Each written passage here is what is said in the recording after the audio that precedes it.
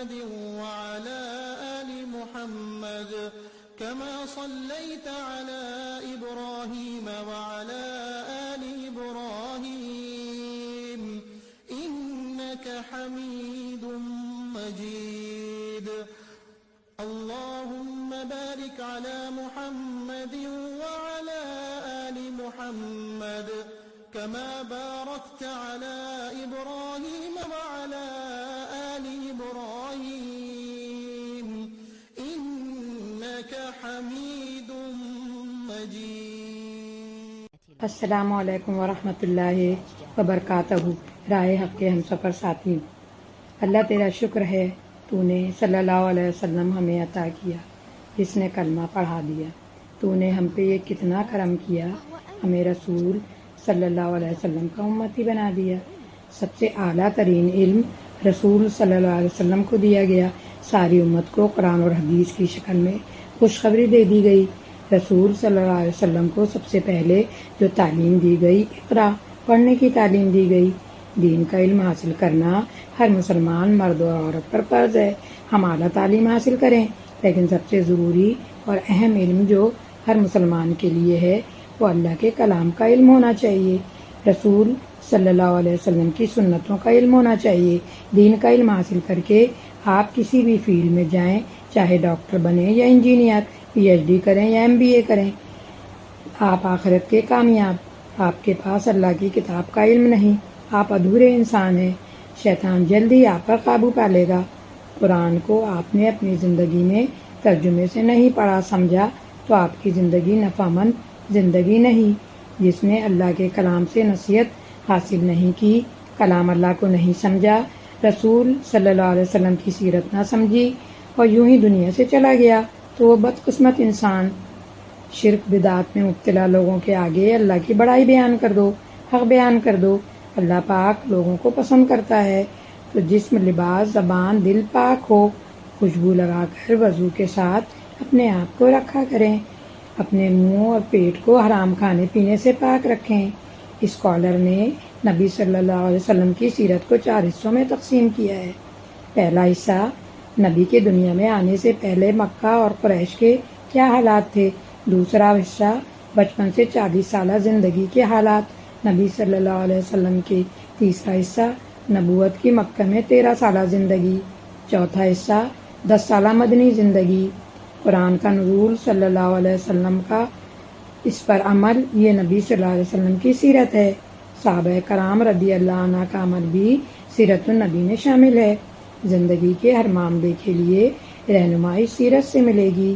قرآن عبادت کرنے کو کہتا ہے، ایمان لانے کو کہتا ہے، اپنی زندگی کو اللہ کے رنگ میں رنگنے کو کہتا ہے. اس کے لیے سیرت کا جاننا ضروری ہے. پیارے رسول صلی اللہ علیہ وسلم اپنی قوم کی ذہنیت، غصہ، جاہلیت، ان کے کلچر کو جانتے تھے. 1-2 نہیں، 360 بتوں کی پوجا وہ کیا کرتے تھے. ان کے شرک، لڑائی جھگڑے کو صلی اللہ علیہ وسلم جانتے تھے. صلی اللہ علیہ وسلم نے مکہ کی زندگی میں دعوت کا کام شروع کیا. آپ نے انفرادی طور پر دعوت تبلیغ کا کام شروع کیا. اپنے دوستوں، رشتہ داروں میں اکیلے جا کر دین کی دعوت دیتے. اس طرح ہر گھر میں اسلام کی خوشبو پہنچ چکی تھی. اللہ کا حکم آ گیا، کھل کر دین اسلام کا کام شروع کر دیں. مکے کے قریب شہروں میں دین اسلام کی تبلیغ کے لیے گئے.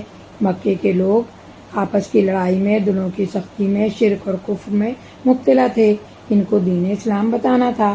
آخری شریعت کی سب سے پہلی دعوت صلی اللہ علیہ وسلم نے اپنی بیوی خدیجہ رضی اللہ عنہ کو دی. دعوت دین کا کام اپنے گھر سے شروع کیا. خدیجہ رضی اللہ عنہ نے آپ کے اخلاق اپنی زندگی میں دیکھے تھے. ان کی زندگی پر اس کا گہرا اثر تھا. اس لیے اسلام قبول کرنا حضرت خدیجہ کے لیے آسان ہو گیا. گھر گھر اسلام کی دعوت پھیل گئی. جو اسلام قبول کرتا وہ دوسروں کو دعوت حق دیتا. امت مسلمہ کی ذمہ داری یہ ہے کہ دین حق لوگوں تک پہنچا دیں تاکہ مسلمانوں کی اصلاح ہو سکے. خود عمل کرنے والے بنیں اور دین کو عام کرنے کی کوشش کرتے رہیں. سیرت النبی بیان کرنے کا مقصد یہ ہے کہ نبی صلی اللہ علیہ وسلم نے جو تعلیمات پیش کیں، جو طریقہ اسلام بتایا، جس پر صحابہ کرام رضی اللہ عنہ نے عمل کیا، اس پر عمل کر کے ہی دنیا میں امن اور آخرت میں کامیاب ہو سکتے ہیں. اس لیے سیرت النبی کو سمجھ لیں، کیونکہ پوری سیرت پریکٹیکل اسلام ہے۔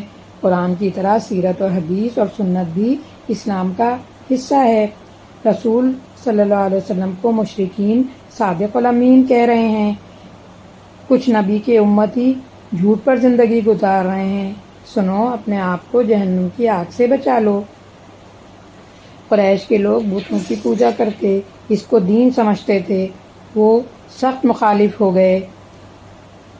جب بھی ایسا کبھی نہیں ہو سکتا کہ آپ حق کہیں اور سب کے سب راضی ہو جائیں۔ سب لوگ تو اللہ کے نبی ہونے پر راضی نہیں ہوئے۔ اللہ کے پیغمبر کو بھی کسی نے مانا اور کسی نے نہیں مانا، کسی نے دعائیں دیں تو کسی نے پتھر بھی مارے۔ جب آپ کہیں گے لوگوں کو کہ باپ دادا کے غلط رسموں کو اور بدعات کو چھوڑ دو، تو وہ کہیں گے کیوں چھوڑیں؟ ہمارے باپ دادا، ہمارے خاندان، ہمارے معاشرے میں قرآن خوانی، کل خوانی، عید میلاد النبی 11ویں شریف ہوتی ہے، یہ کون وہابی آ گیا؟ اب بحث اور اختلاف رائے ہوگا۔ جب تک آپ نے حق بات نہ کی سب آپ کے ساتھ تھے، جیسے ہی حدیث سنت سے ثابت کیا مخالف ہو گئے۔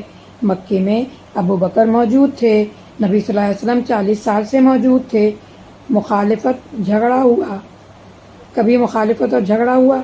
جھگڑا اور مخالفت تو جب ہوئی جب اللہ کی توحید کی بات کی، کہا لا الہ الا اللہ محمد رسول اللہ۔